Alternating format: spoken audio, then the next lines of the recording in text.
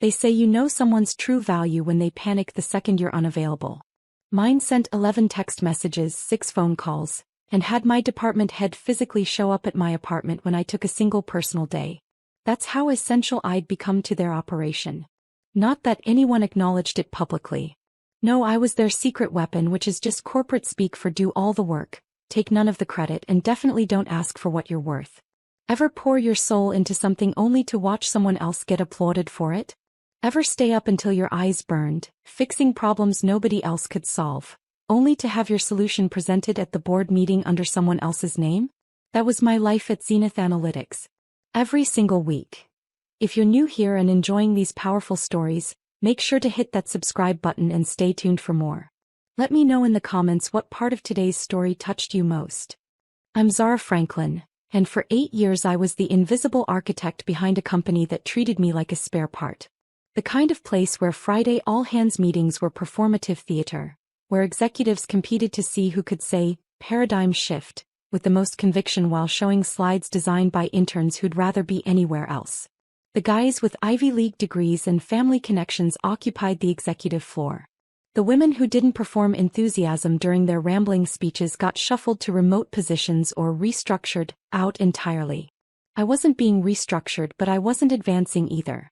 My desk sat in a corner near the heating vent that rattled like someone was strangling a robot, surrounded by people who thought meaningful work meant attending 4 meetings about 1 email. 3 monitors dominated my workspace, covered in sticky notes with debugging reminders, next to a cactus that somehow embodied my entire existence. Prickly, neglected, but stubbornly alive. Small talk wasn't my thing. Results were. I built the analytics framework that saved our client relationships during the data migration disaster of 2019.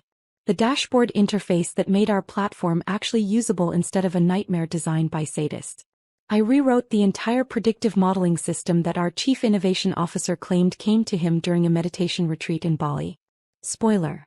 I coded it during a flu-induced fever dream on a Thursday night, fueled by spite and instant ramen. My reward for all that?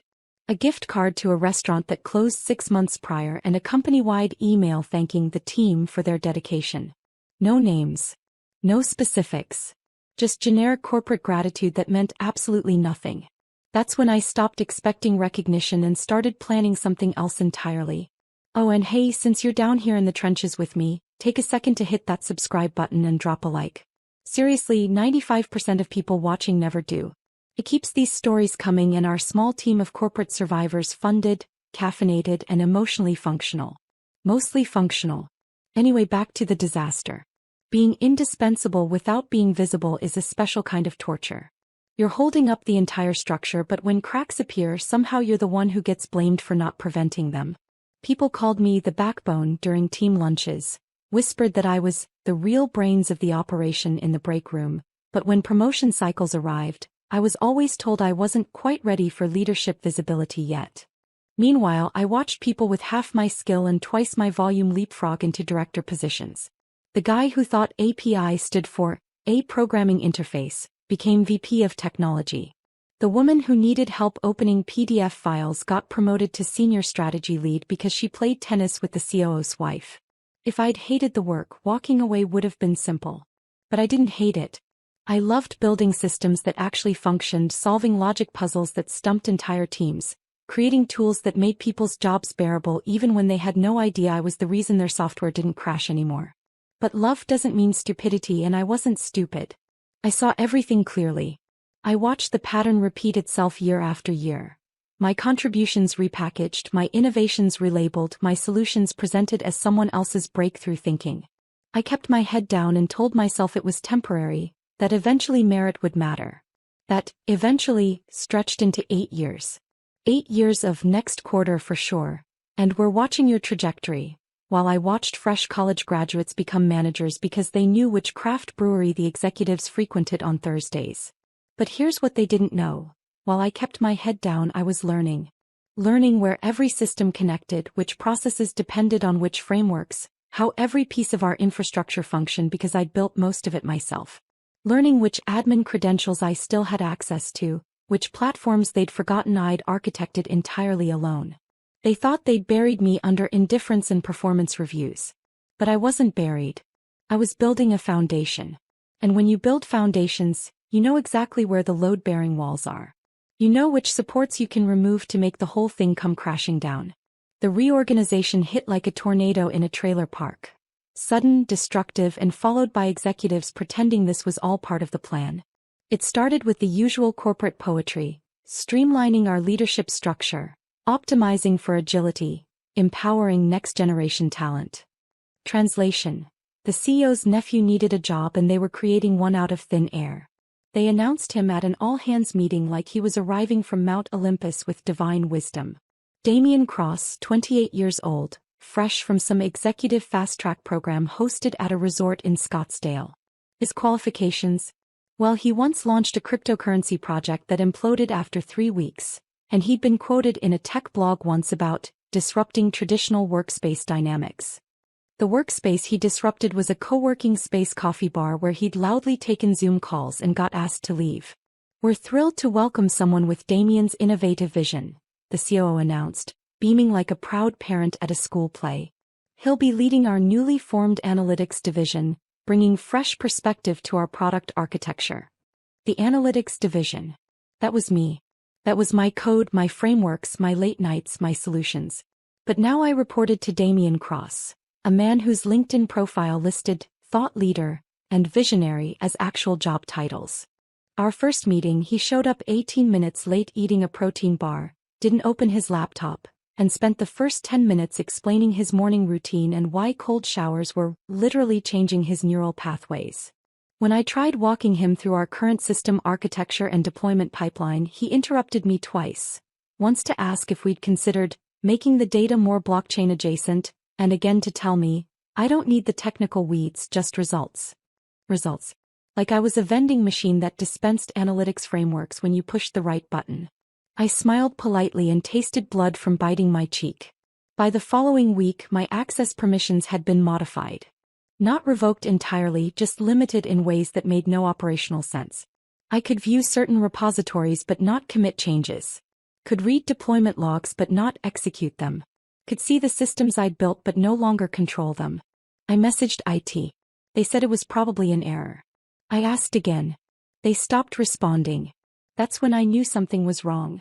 I started digging quietly, carefully, like someone searching through trash at midnight. That's when I found it. A new folder in our shared documentation drive, uploaded by Damian Cross. A folder that hadn't existed 2 days earlier.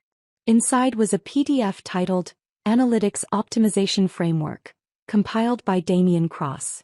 I opened it and felt my stomach drop. It was my system. My entire predictive modeling architecture, my data pipeline design, my optimization algorithms. Every method, every variable, every comment notation still carrying my style, my logic, my fingerprints. But the authorship proudly declared Damian Cross as the creator. He hadn't even bothered cleaning it up. My variable naming conventions were still there. My debugging notes were still in the margins. He'd basically stolen my car and left my registration in the glove compartment. I sat there staring at the screen for probably 10 minutes, then laughed. Not from humor, from disbelief. This wasn't subtle theft. This was plagiarism so blatant it felt like satire. I thought about reporting it to HR. I really did. But then I remembered Caroline from finance, who'd reported something similar 18 months ago. She'd built an entire forecasting model that her supervisor presented as his own original work. She complained to HR, provided documentation, showed her original files. 3 weeks later, she was restructured out during a departmental realignment. Conveniently right after the company filed its annual report using her forecasting model. So no, I didn't report it. Instead, I documented everything. Screenshots with timestamps. Git commit histories showing my authorship. Email threads discussing my development process. Slack messages where I'd explained the framework to team members. I even photographed my original whiteboard sketches from when I'd first designed the system. They thought I was a loyal employee too timid to fight back. What they didn't realize, this loyal employee had already started building her exit strategy. And every time Damian walked past my desk wearing his designer sneakers and talking loudly about data democratization, I smiled pleasantly. The kind of smile you give someone who doesn't realize they're already standing in quicksand. The culture shift happened fast, like rot spreading through old wood. Collaboration disappeared. People stopped sharing ideas and started hoarding credit. Everyone competed for Damien's attention like he was distributing golden tickets to a functional workplace. He started creating innovation task forces, with names like Velocity Squad and Impact Collective. He renamed my analytics dashboard the Insight Engine. Asked if we could gamify our back-end processes. Told clients in meetings that he'd personally architected our revolutionary data synthesis platform. A platform I'd coded during Christmas break while my family thought I was checking work emails. I stayed quiet, watched, observed, and in that silence I kept gathering evidence. Every instance where he repackaged my work. Every system he renamed and claimed. Every module that bore my architecture but now carried his signature in the documentation. I let him take credit. Let him believe he was untouchable. Because predators get comfortable when they think their prey has given up. They get sloppy. They stop checking over their shoulders. And that's exactly when you strike. I played it perfectly. That's the art of it. Not reacting when you want to scream, not exposing your hand when you're still building your case. Outwardly, I adapted like a chameleon in corporate camouflage. I arrived early, stayed late, nodded during Damien's rambling meetings where he used words like synergistic and paradigm adjacent, like they meant something. Smiled when he called my database optimization tool cute back-end housekeeping. Even laughed, actually laughed, when he suggested renaming our primary server cluster the Damien Engine, like he was branding cologne instead of infrastructure. But internally I was documenting everything like a forensic accountant preparing for trial. I dug through every backup I'd ever made, every version of my core systems stored on encrypted drives hidden in my apartment like digital insurance policies. Early drafts, final implementations, everything time-stamped and signed with metadata that couldn't be faked. Then I started taking meetings. Real ones. Not with recruiters, though I left calendar entries that suggested otherwise. Vague appointments labeled external consultation and strategic planning discussion, and my personal favorite, IP assessment review. Damien actually cornered me in the break room once, smug as a cat with canary feathers in its teeth. Hey, if you're job hunting, do me a solid and finish the Q1 deployment first, yeah? He grinned like we were old friends sharing a joke. Wouldn't want things falling apart without a roadmap. I looked at him with perfect innocence. Of course. Wouldn't want anyone operating without proper documentation. But those meetings, they weren't job interviews. They were strategy sessions with intellectual property attorneys. The kind who wear expensive suits and ask questions like scalpels. Were you the sole creator of these systems? Yes. Any NDAs specifically covering these implementations? Not for the original prototypes I developed before formal employment terms. Do you have documentation? Commit logs? Email chains? Communication records? I brought 3 external drives and a folder of printed materials thick enough to be a textbook. They didn't just nod. They smiled. The predatory kind of smile lawyers get when they see a case so clean it might as well be gift-wrapped. One attorney, a sharp woman named Lydia Reeves, leaned back in her chair and said, "Zara, do you understand what you've built here isn't just code? It's legally defensible intellectual property. And if they've been using it without proper attribution or compensation, you don't just have leverage. You have a claim." For the first time in 8 years, someone called me a creator instead of a contributor. Called my work property instead of company assets. Treated me like an architect instead of a construction worker. That's when I knew I wasn't just an employee being erased. I was an owner whose house had been squatted in by people who couldn't read a blueprint to save their lives. I filed 3 provisional patents over the next 2 weeks. Clean, ironclad, undeniable. One for the predictive analytics optimization framework. One for the data pipeline architecture. One for the visualization interface Damien had recently demoed to investors while mispronouncing half the technical terms. Didn't matter that Zenith was currently using them. What mattered was that I had documentation proving I'd created them. That I had timestamps showing development months or years before Zenith ever implemented them in production. That I had legal standing to claim ownership of the foundational architecture their entire platform now depended on. I filed them on a Wednesday evening at 8:47 p.m. from a coffee shop, sitting in a corner booth with cold brew and the quiet satisfaction of someone who just armed themselves with legal nuclear weapons. No celebration. No champagne. Just a confirmation email and the low hum of righteous purpose vibrating through my entire body. At work, Damien continued his victory lap. Held vision alignment sessions where he showed flashy presentations with buzzwords like next-gen data synthesis and algorithmic disruption. People clapped. Some even took notes. I clapped too, just a beat slower than everyone else, my face a mask of professional neutrality. It was surreal watching them build their entire go-to-market strategy on top of my architecture like it was public domain. Every client demo, every investor pitch, every product update relied on systems I'd created. And not once did anyone verify ownership, check patents, or ask basic questions about provenance. They were so busy celebrating what they'd stolen, they never realized the owner had already changed the locks. Damien kept strutting around like a peacock who'd stolen someone else's feathers. Me. I was a bomb with a timer counting down. The detonation was coming. They just didn't know it yet. The all-hands meeting happened in what Zenith called the Innovation Lounge. Really just a converted storage room with LED strips, uncomfortable bean bags, and motivational posters that said things like, disrupt yourself, and think impossible. They brought in catered sandwiches that tasted like cardboard and regret, played upbeat electronic music through speakers that crackled, and handed out branded water bottles with the slogan, Building Tomorrow. I stared at that slogan and thought, funny, I already built it. You just put your name on the deed. Damien entered like a keynote speaker at a TED Talk, wearing a blazer over a graphic tee that said, Code is Poetry, in a font that made designers weep. Someone handed him a microphone he absolutely didn't need in a room this small, but of course he used it because he thought it made him look like a visionary. Team, he began, pacing like standing still would diminish his genius. We've been playing it safe, building incrementally. That ends today. He gestured dramatically toward the projection screen, and a slide appeared, the cross-analytics framework. I blinked. Then blinked again. Because there it was. My system architecture, my workflow design, the exact framework I'd spent 3 years perfecting through trial, error, and more caffeine than any human should consume. Only now it had been dumbed down into marketing slides with a font that looked like it came from a startup that sold cryptocurrency to pets.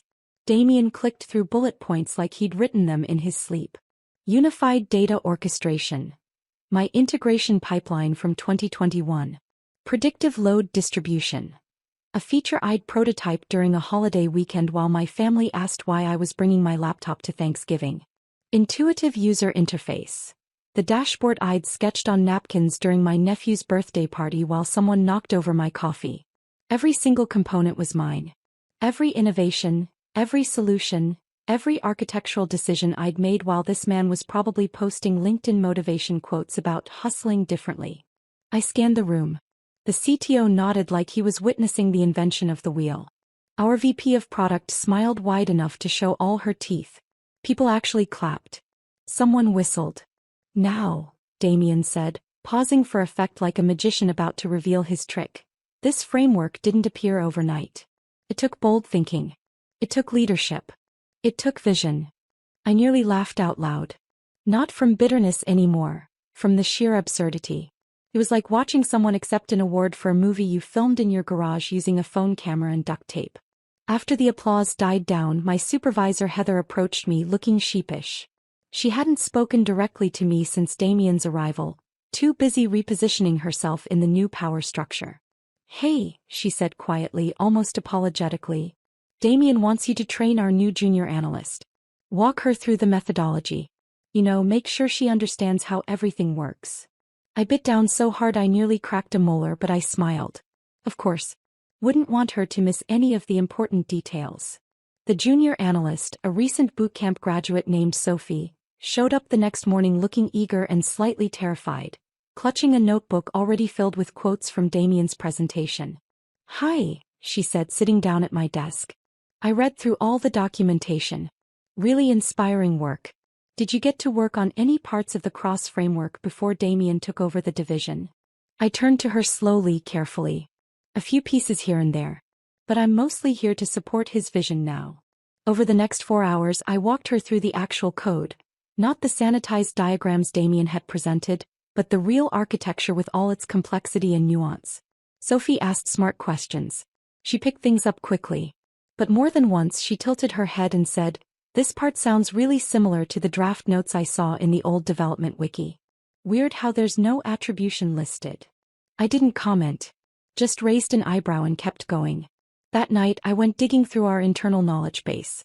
And there it was. An entire section titled Cross-Analytics, Future-Ready Architecture. Paragraph after paragraph lifted word for word from my personal design documentation. The metaphors I'd used. The process flows I'd mapped. Even a typo I'd made once in a rush, efficiency, instead of efficiency. He hadn't even corrected it. He didn't just steal my work. He'd copy-pasted it wholesale and nobody noticed because nobody ever noticed me unless something broke. But then I saw something else. Something beautiful in its stupidity. One of the paragraphs he'd copied ended with a note I'd written to myself as a joke. Note to future Zara. If anyone ever calls this the cross framework, I will personally set fire to the server room. It was still there. In the official documentation. Unedited. Unprint. He hadn't even read what he stole. I stared at the screen then started laughing. Quiet at first then louder. Not from anger. From clarity. Because this wasn't just about credit anymore. It wasn't even about justice. It was about control. And very soon it was going to be mine again. The summons arrived at 9:17 a.m. with the kind of passive-aggressive politeness only HR can manage. Subject line, quick touch base calendar review. Like I'd accidentally double-booked a dentist appointment instead of being dragged into corporate purgatory. I closed my laptop, stood without a word, and walked the long hallway to the conference room HR always used for executions. You know the one, beige walls, a sad ficus slowly dying in the corner, and a box of tissues positioned so prominently it might as well have a spotlight and theme music. Damien was already there, leaning back in his chair like he owned the building, sipping from an insulated tumbler with a startup logo on it. Across from him sat Zachary Bishop from HR, whose expression permanently hovered between, I just learned Santa isn't real, and this is definitely above my pay grade. Thanks for joining us, Zara, Zachary said with a smile that could have doubled as a funeral home brochure. We've been reviewing some irregularities in your recent calendar entries. I blinked. Irregularities. Well, Zachary said, scrolling through something on his tablet. Multiple appointments labeled IP consultation, legal review, strategic assessment, and several marked simply as private external. These aren't reflected in any project documentation. Damien leaned forward, fake concern oozing from every pore. We're just worried about transparency, Zara. These kinds of meetings, especially combined with your recent after-hours system access. It raises red flags. I tilted my head. Red flags. He nodded like he was doing me a favor. We need to make sure there's no conflict of interest. No sharing of proprietary information with external parties. Especially given your limited access adjustments recently. Limited access adjustments. That's what he called stripping my permissions and then presenting my work as his own masterpiece. So, Zachary said, shifting uncomfortably like the chair was made of hot coals, we need to clarify. Have you been in communication with outside firms regarding Zenith systems or methodologies? I looked at him. Then at Damien. Then at the glass of water they'd provided like it was supposed to make this easier. I leaned back in my chair, laced my fingers calmly over my stomach and said, if you're firing me, just do it. Otherwise, I have actual work to finish. Silence. Zachary blinked 3 times in rapid succession. Damien's mouth opened, then closed like a fish realizing it's been caught.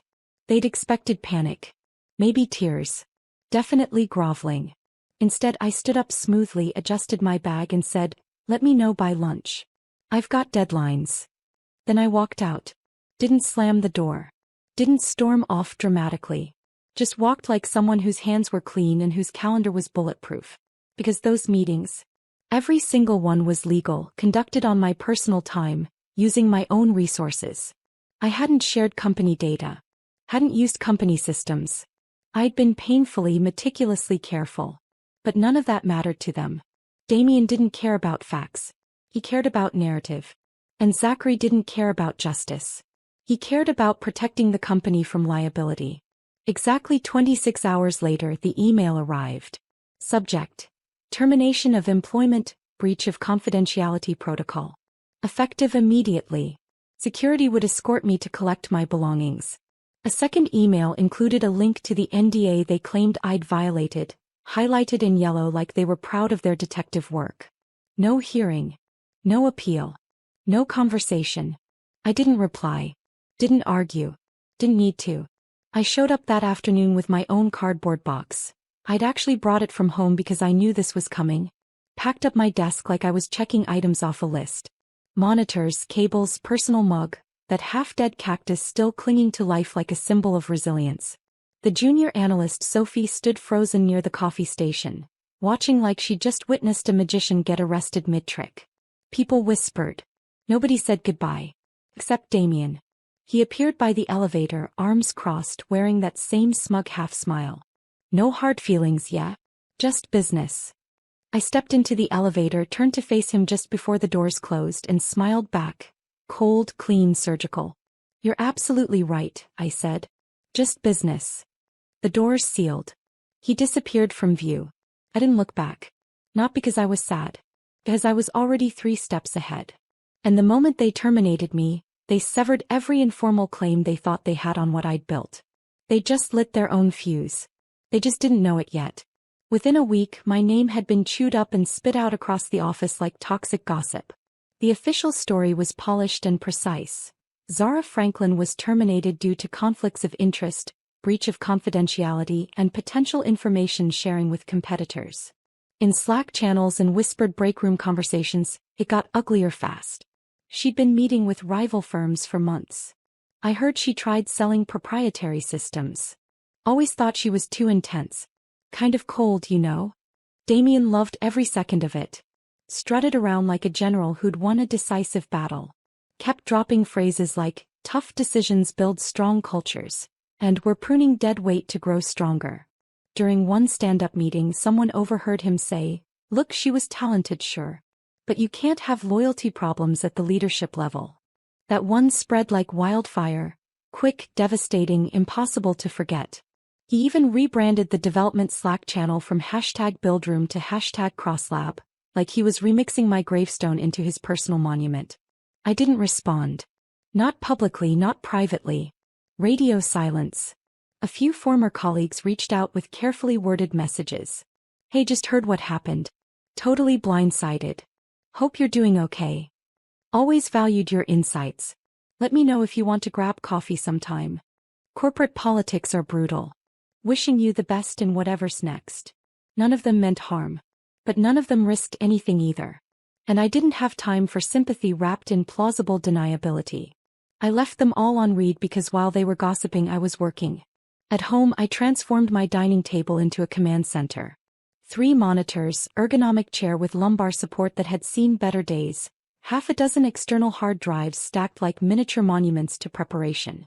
A coffee mug that read, I void warranties, sat beside a legal pad covered in notes. I closed the curtains, silenced my phone, and put on a Spotify playlist I called Productive Rage. Lots of aggressive classical music. Shostakovich at full volume. The provisional patents were filed. Now came the real work. Formal submission with full legal documentation. It meant process diagrams, technical flowcharts, legal notation so dense it could double as a sedative.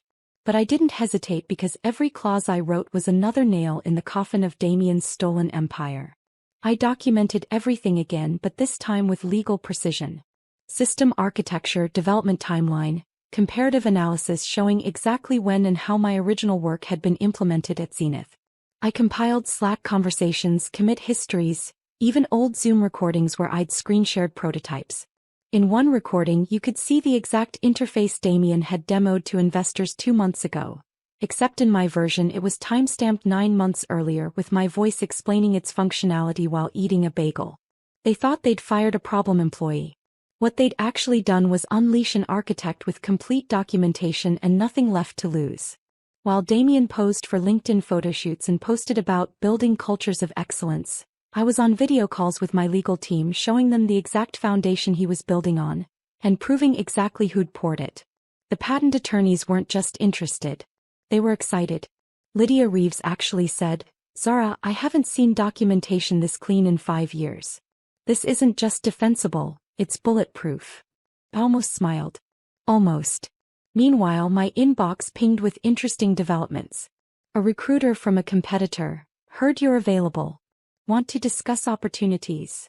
A message from a current Zenith engineer. Hey, Damien wants us to rename the authentication module to something more alpha. Any chance you remember how the legacy integration works? No pressure. I didn't respond. Just screenshotted it, labeled it, dated it, and stored it in a folder marked Evidence. The calm before a storm isn't silence. It's preparation. It's sharpening knives behind closed doors while the castle walls echo with laughter from people who think they've already won.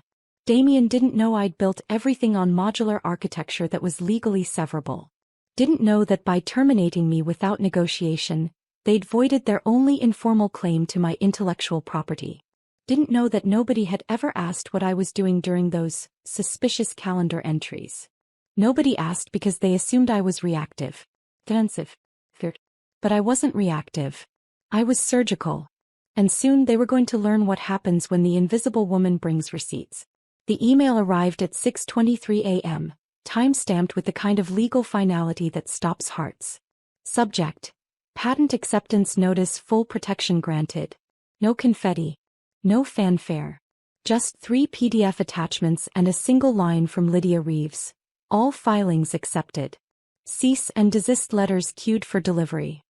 I stood in my kitchen, toothbrush in one hand, phone in the other, heart pounding with that slow, heavy rhythm. Not excitement. Not fear. The quiet thunder of something irreversible beginning. By 9 a.m. the first wave deployed. Certified mail. Digital copies. Formal legal language that could stop a freight train. Each notice was precise, methodical, and named specific components. System modules, data architecture, interface design, integration protocols. All currently active inside Zenith Analytics platform. All authored by me. All now legally indisputably mine. Copies went to Zenith's legal department. To the CTO. To Zachary Bishop in HR. And because my attorney was thorough, to the board of directors. CC'd, bolded, delivered with pixel-perfect clarity. Then we waited.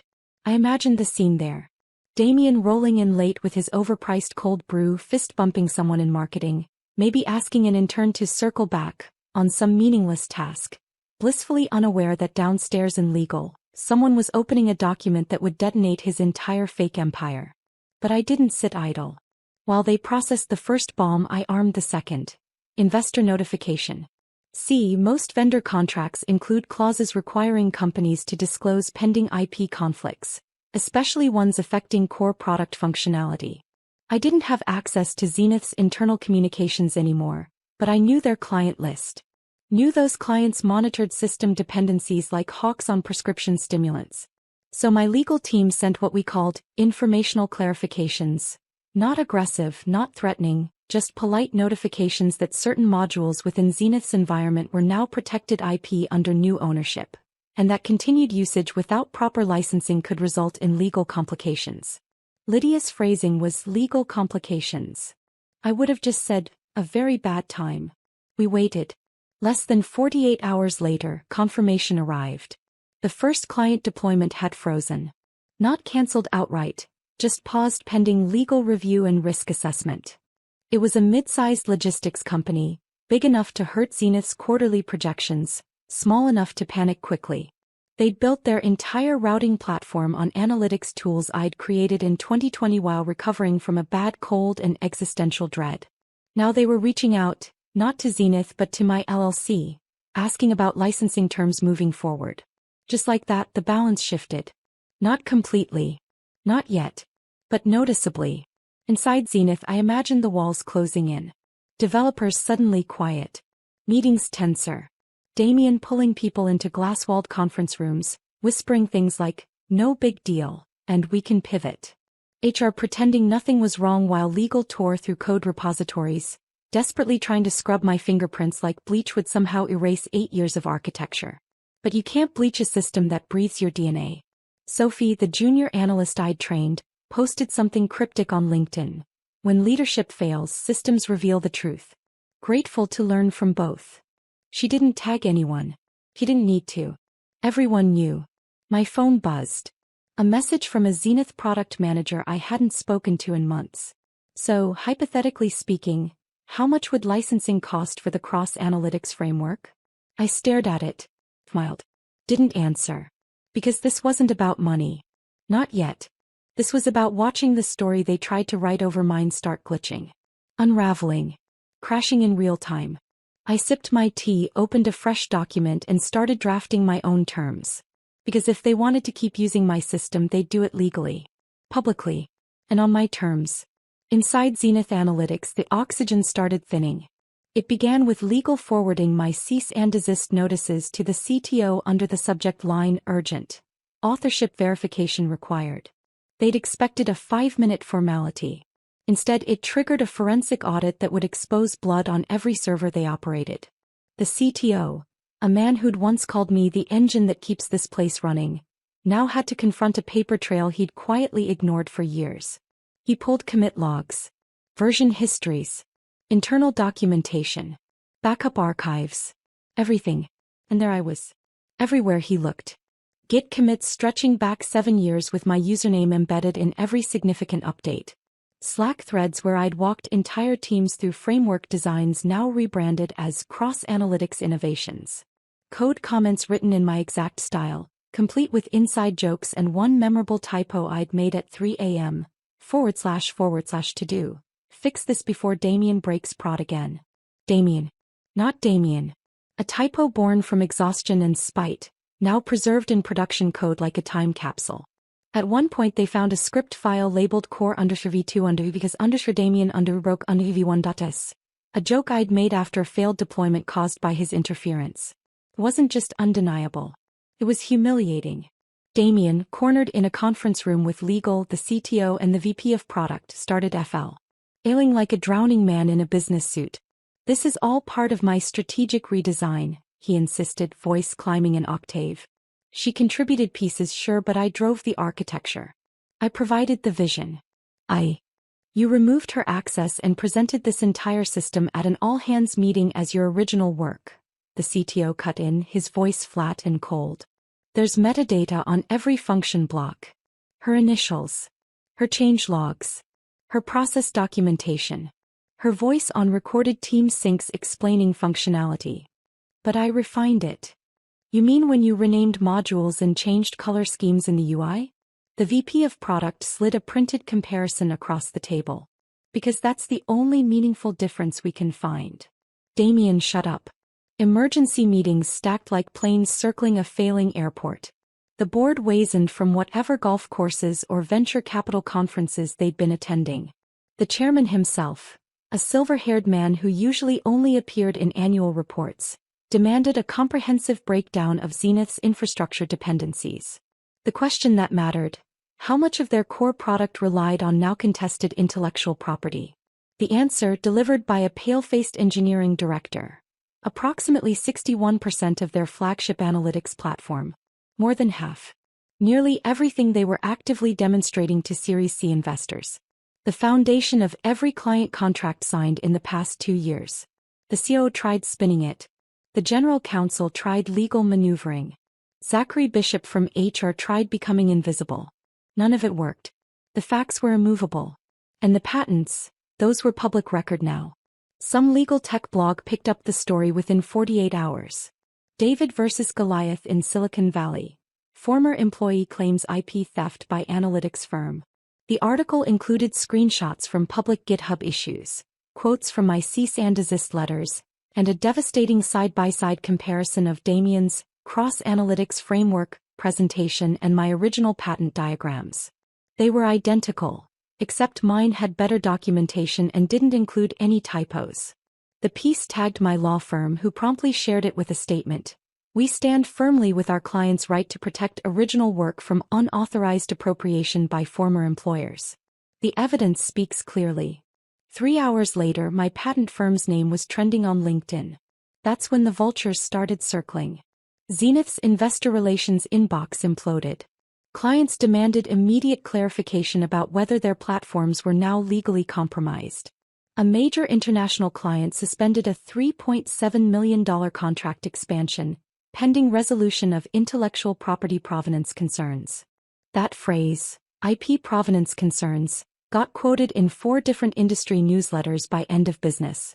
Damien stopped posting on LinkedIn entirely. His last update, proud of the innovative work we're accomplishing in data analytics, was quietly deleted, but not before someone screenshot it and paired it with my patent filing number in a meme that spread through tech Twitter like wildfire. I didn't gloat. Not publicly. I didn't need to. Instead, I sat on my couch in an oversized hoodie, watching the implosion unfold like a slow-motion building demolition filmed in crisp 4K. Detached. A ghost in the machine they'd thought they exorcised. My phone buzzed. Lydia Reeves calling. "They want to talk," she said, and I could hear the smile in her voice. "Who?" I asked, already knowing the answer. "Zenith. Well, the board specifically.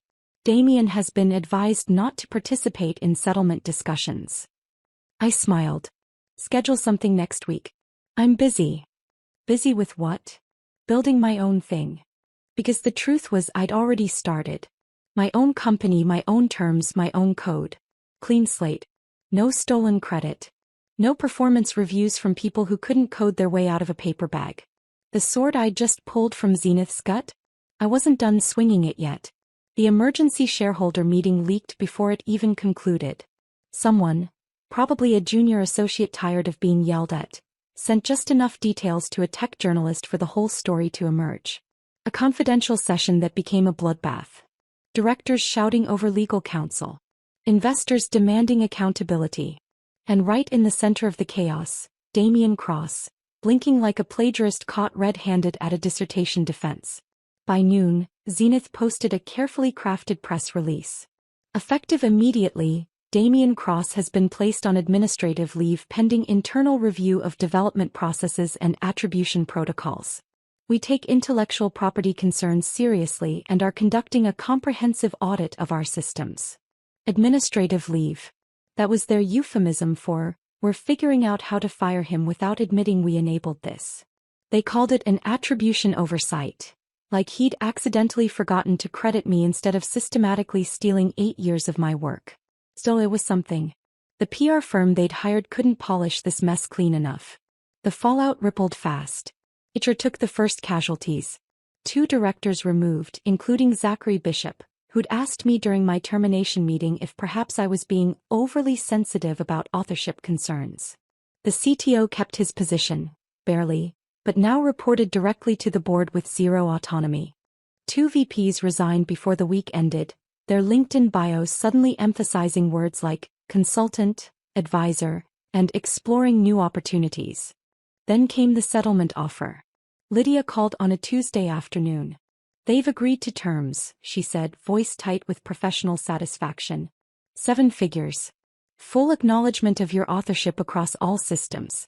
Future usage requires licensing through your LLC with annual royalties and usage fees. 7 figures. Not because I needed it, though it certainly didn't hurt, but because it was proof. Proof that I'd been right all along. Proof that what I'd built had value. Proof that they'd stolen something worth stealing. "No apology?" I asked. "No apology," Lydia confirmed. "Just signatures, wire transfers, and legal silence." I accepted. Not for closure. Not for vindication. For freedom. I never gave an interview. Never wrote a Medium post titled, "What Zenith Taught Me About Resilience." Never went on podcasts to discuss surviving corporate betrayal. I wasn't interested in being an inspiration. I was interested in building. 3 weeks after the settlement cleared, my LLC officially launched. Franklin Systems. Simple. Clean. A name that meant exactly what it said. Systems built by Franklin, owned by Franklin, credited to Franklin. I launched with 2 clients already signed before the website went live. Both were former Zenith customers who'd reached out directly, tired of uncertainty and interested in working with the actual architect instead of the knockoff brand. The platform looked familiar, because it was built on the same principles as what I'd created at Zenith, but refined, streamlined, better. No more feature requests from middle managers who thought optimize meant make it prettier. No more egos with trust funds dictating technical architecture they didn't understand. Just clean work, smart collaborators, and ownership. My first hire? Sophie, the junior analyst. She walked into our small rented office space with cautious optimism and a notebook full of ideas. I handed her a laptop, credentials, and a desk by the window. "One rule," I said. "If you build it, your name goes on it. No exceptions." She blinked, then smiled. Really smiled, the kind that reaches your eyes. "Deal." We got to work. People ask me sometimes if I've forgiven them. Damien, Zenith, the parade of executives and bystanders who watched it happen and said nothing. I haven't. Not because I'm bitter. Because forgiveness implies someone tried to make things right. They didn't. They tried to erase me, and when that failed, they tried to bury the evidence. But I don't think about them much anymore. I'm too busy building things that matter with people who value contributions instead of stealing them. The code still runs with my architecture in its bones. And every time Zenith deploys a system update, they pay me for the privilege. That's not revenge. That's just business. And my business is thriving. So here's what I learned. You don't need permission to own what you created. You don't need approval to protect what's yours. And you definitely don't need validation from people who never saw your value in the first place. You just need documentation, determination, and a really good lawyer. Damien Cross is somewhere out there, probably rebranding himself as a blockchain consultant or Web3 strategist, listing skills he doesn't have on a resume nobody's reading. Zenith Analytics still exists, diminished and wary, having learned the expensive lesson that you can't build an empire on stolen foundations. Me. I'm Zara Franklin, founder and CEO of Franklin Systems, architect of my own success, owner of my own work. They thought firing me would erase the problem. Instead, they just freed me to become the competition. Thanks for watching. You're the real MVPs of the corporate survival game. Hit that subscribe button, or I'll revoke your access to satisfying revenge stories. Fair warning,